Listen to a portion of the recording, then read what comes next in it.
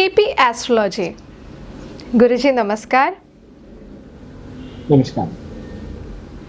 गुरुजी, KP astrology क्या है और केपी एस्ट्रोलॉजी में साइंस का रिलेशन क्या है? Ma'am, it is actually astrology is itself a science, first thing, because जी, जितना भी हम करेक्ट। लोग एस्ट्रोलॉजी को समझते हैं वो सारा प्लैनेट्स पर है। एंड साइंस भी कहता जी, है कि हर प्लैनेट का एक मोशन कुछ ना कुछ सिग्निफिकेंट इफेक्ट हमारे लाइफ में क्रिएट करता है।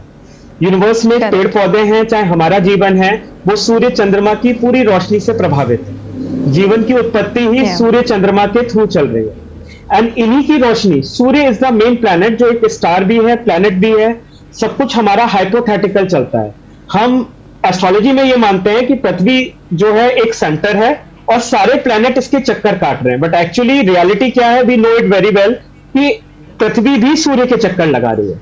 बट हम जहां पर मौजूद हैं, हम उसी चीज को लेके चलते हैं। साइंस भी यही कहता है, X equal to two supposition, X equal to Y supposition. हर चीज को हम एक सपोजिशन पर जब लेकर चलते हैं, क्योंकि पूरी यूनिवर्स में कोई भी एक मिड पॉइंट या सेंटर पॉइंट नहीं है। हम जहां पर हैं वही करेक्ट। हमारा सेंटर पॉइंट है। तो या astrology is itself a science. And हमारी जितनी भी पेड़ पौधे, पत्थर या यूनिवर्स में जितने भी इफेक्ट हैं, वो सूर्य और चंद्रमा की वजह से हैं। चाहे जी, वो ज्वार भाट, इसको टाइड्स आना कहते हैं, समुद्र में जितनी लहरें उठती हैं, ये चांदनी, चंद्रमा उसका इफेक्ट देता है। फोटोसिंथेसिस, पेड़ पौधे अपना खाना तैयार करते हैं, दैट इज द सनलाइट। वही जो लाइट्स जी, हैं वो स्टार्स की हैं, जो प्लेनेट हम तक कन्वे कर रहे हैं। अब आपका जो क्वेश्चन है वो है कि केपी एस्ट्रोलॉजी कितनी साइंटिफिक है। केपी एस्ट्रोलॉजी उतनी ही साइंटिफिक है मैम जितनी वैदिक एस्ट्रोलॉजी, क्योंकि केपी एस्ट्रोलॉजी एक एडवांस फॉर्म है उस वैदिक एस्ट्रोलॉजी का जो हमारे ऋषि मुनियों ने तैयार किया था। और तैयार करके आज के, मैं अभी आपके एक पुराने कॉन्ट्रडिक्टरी पार्ट में यही कह रहा था कि एक्चुअली कृष्णमूर्ति जी एक रिसर्च स्कॉलर थे।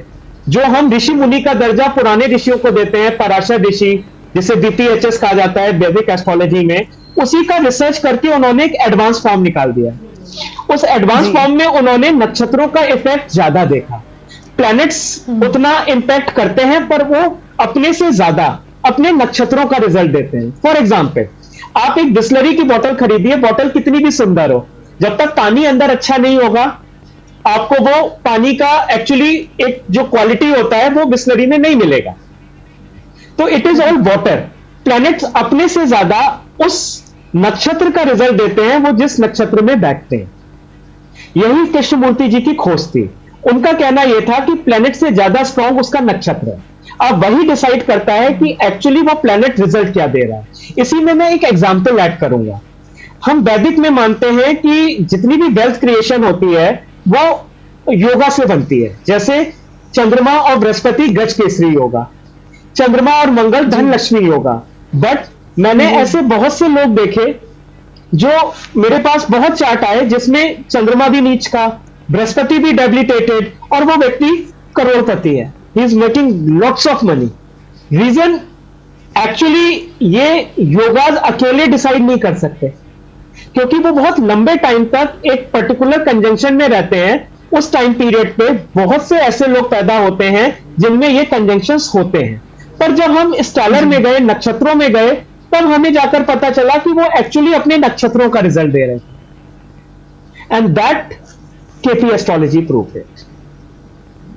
एंड इसी को करेक्ट। साइंटिफिक बना, क्लियरिटी देने के लिए मैं इसमें और आपको एक चीज बताना चाहूंगा कि इस एस्ट्रोलॉजी के थ्रू हम लोग, कृष्णमूर्ति जी ने जो अपने जर्नल्स दिए, इन जर्नल्स को इंटरनेशनल लेवल पर प्रैक्टिस किया गया।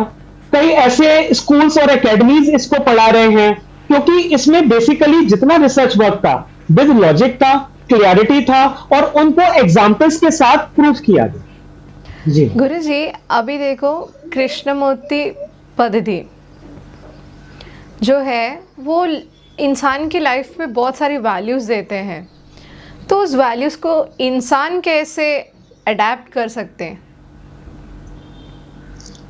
देखिए, कृष्णमूर्ति पद्धति को यूज करने के बड़े सिंपल तरीके भी हैं और थोड़ा सा इसका एडवांस फॉर्म भी है। यूज करने के जी, तरीके में हम पहले भी इस पद्धति को यूज करते थे मुहूर्त फॉर्म में, कि हमें मालूम होता था कि आज अभी राहु काल चल रहा है, आज सैटरडे है, तो हम लोग ऐसे शुभ काम नहीं करेंगे, क्योंकि सैटर्न जो होता है डिले का कारक होता है।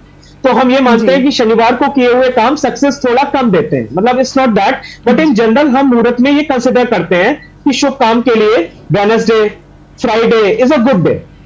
उसी चीज को कृष्णमूर्ति जी ने एक रूलिंग प्लैनेट करके सिस्टमेटिक तरीका निकाला कि जब आप पर्टिकुलर कोई काम करने जा रहे हो, उस टाइम पे पर्टिकुलर डे का जो लॉर्ड है, पर्टिकुलर जो लगन उदय हो रही है, पर्टिकुलर जो चंद्रमा राशि नक्षत्र पकड़ रहा है, इन 5 बेसिक चीजों से आप ये निकाल सकते हो कि वो सफलता देगा या नहीं देगा।